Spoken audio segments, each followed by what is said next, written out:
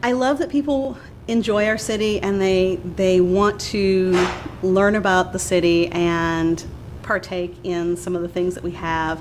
It frustrates me sometimes when they don't take a moment to really learn much about the history. Once we decided to come back to New Orleans, we wound up purchasing homes on the West Bank because it definitely was more affordable. And at the time, I had a new baby, and I didn't trust moving into a FEMA trailer with a brand new baby, and so that wasn't much of an option for us to try and rebuild.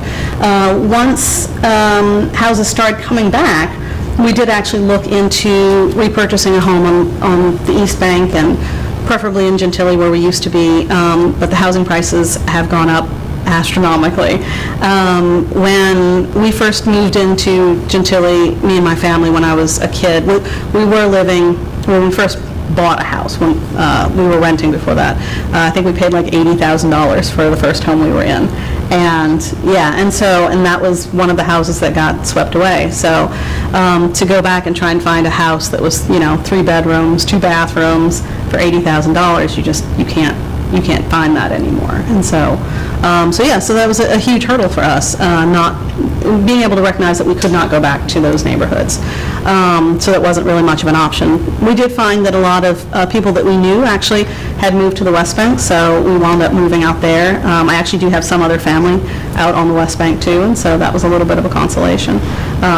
But yeah, it's definitely different from what we grew up with. So. Why do you think it is that those prices shot up so high as they did? So I think there's a lot of rebuilding going on, but I also think that there's a lot of young people that are moving into those areas that find the areas very desirable, and they're willing to pay higher prices. When I talk to people who aren't from here, they talk about $350,000 houses being kind of normal, and I certainly never grew up with houses that expensive. So yeah, I think it's this idea that that's sort of the norm, and that causes kind of the inflation to go along with it, or the inflation of those housing prices to go up with it. So it's cool. We definitely get more tourists these days than I think we used to, and there's a lot of like Airbnbs in the neighborhood these days. So there's a lot of people coming through in that way, which is great for us.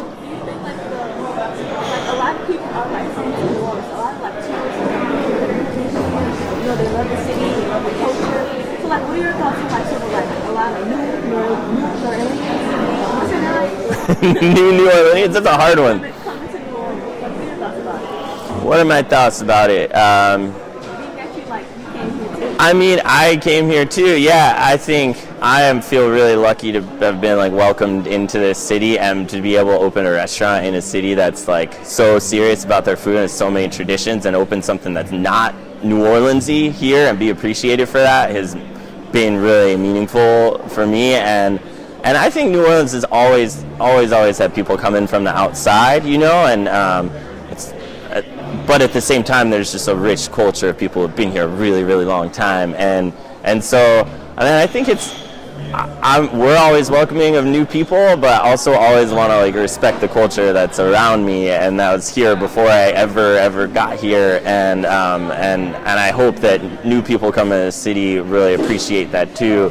And I know we made a little bit of a change, but in our kind of pizza that we make, but I think one of the big things that's important for us is like we try to welcome in every type of person and have food that's affordable, so anybody can come there, whether you're a tourist or you're a long-time local. And I think that's what's like New Orleans about our spot, even though it's New York pizza, it's like I don't think we could have done this anywhere else except for in New Orleans, and I don't think that and I think that we want to just keep it open to everybody and just be like as inclusive as possible, because that's what New Orleans has been to me. Now that the St. Thomas projects have been rebuilt in a way, now you see where you see how that particular neighborhood is becoming gentrified, because now you have these cute little shops. I don't know if you've ever been past St. Mary Street or St. Thomas right off of Chapatunis,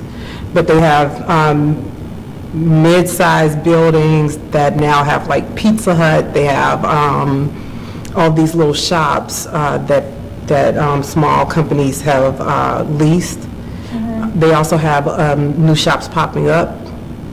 They even have an area where they have a bunch of food trucks. And so the neighborhood is slowly shifting. I think that there are pluses and minuses, positives and negatives, pros and cons to all situations. I think that in terms of, there are some people who have come from away, pre, and even those who have come post-Katrina,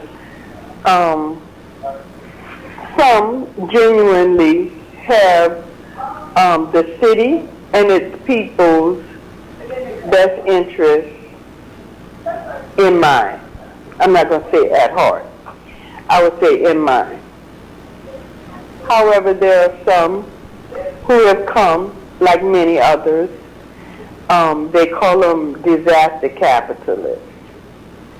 They identify areas that have experienced disaster, and they capitalize on the vulnerability of the people there. So they come and they set up shop, and they write grants, and they create programming and schools and nonprofits that pay them so that they could help the poor people of the city that they have come to. And I think that there has been a lot of that in New Orleans. They have changed the scenery in terms of the overall housing stock. They have changed, the employment dynamic, because it's more likely that a person with out-of-state or area code other than 504 will be hired for a job before the person that has a 504 area code. So if you're from away, you have a higher chance of getting hired and employment than for somebody who, is a native born and raised just like me. So I think that's one of the sad things, about it. Me personally, some people don't like it because they're so accustomed to the old historical New Orleans. But life is about growth and change. I love it. This is a melting pot. People are supposed to come here. So me personally, I think it's great. I welcome everybody to come to my community. Do you feel like with this new influx of people coming in, the Ninth Ward is changing? Like some of the same faces that you would have saw before Katrina is not really the same anymore? It's not the same. It'll never be the same. Like I said before, life is about growth and change, and you have to adapt to change. That's just a part of life. Like right now, people may not understand this. I'm not the same person I was yesterday. I'm changed. I change every day. You're supposed to better yourself every day. Some people are suffering, from gentrification, racism. That does exist, but you have to be strong, and you have to be strong in conventions. If you want something, you're going to make it work by any means necessary. So when people come at me like that in things, it's about the community. It's bigger than me. This is much bigger than Bernal Cotland. So I'm gonna keep on fighting. I'm just an average guy, but I got above average dreams. But my dreams is to see the Lower Ninth Ward catch up with the rest of the city. Even have to build it alone. I think if you come to lay a stake in the neighborhood and not just to buy property and make money off of it, that's when you're doing something good. But if you just come in to make a profit and you could care less about Miss Bertha who's been staying in the neighborhood for 80 years or 70 years, that's wrong. I think so. Yeah. And how do you think about like New Orleans as a whole right now? Do you think it is changing for the better, for the worse? Other people we interviewed, they brought up how New Orleans is very segregated now, and How do you feel about all of this? Well, you know, I see the segregation. I see it because of when I was younger, we played music and stuff all along Bourbon and stuff like that. And I remember almost every single club had black bands and stuff like that in it. Now you go down Bourbon Street, you know, you don't hear the old Motown sets anymore like you used to. You might hear square dancing. You might see country stuff just constantly being played. So all of the musicians I grew up with that played on Bourbon Street, most of them moved to Atlanta in order to make a living. Wow. So, you know, in a way, it's getting better because we're getting an influx of people coming in that's helping the economy. But yet, it's not so well for the people that had already been here, who always kind of had that struggle going on. Do you feel like there's going to be a loss of culture with all these new people coming in? There's no doubt about it. When you said that, you can see it clearly. You see what I call the imitation culture going on. You know, yeah, it's like some of the second line stuff, they're coming out with all these gimmicks and stuff like that. But it's not the real deal. It's interesting, so St. Claude Avenue is really like a dividing line for gentrification in this neighborhood, you know, and on like towards the river from St. Claude has become at this point like completely unaffordable. And, you know, even from when I was living in that area 6 years ago and paying $700 a month in rent, and now it's like you can never find a place that, like a one bedroom that cheap at all.